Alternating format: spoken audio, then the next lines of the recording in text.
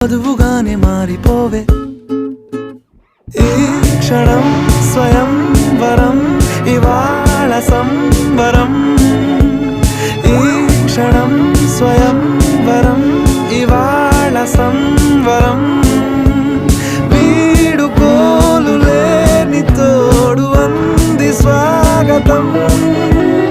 ఈ క్షణం స్వయం వరం ఇవాళ సంబరం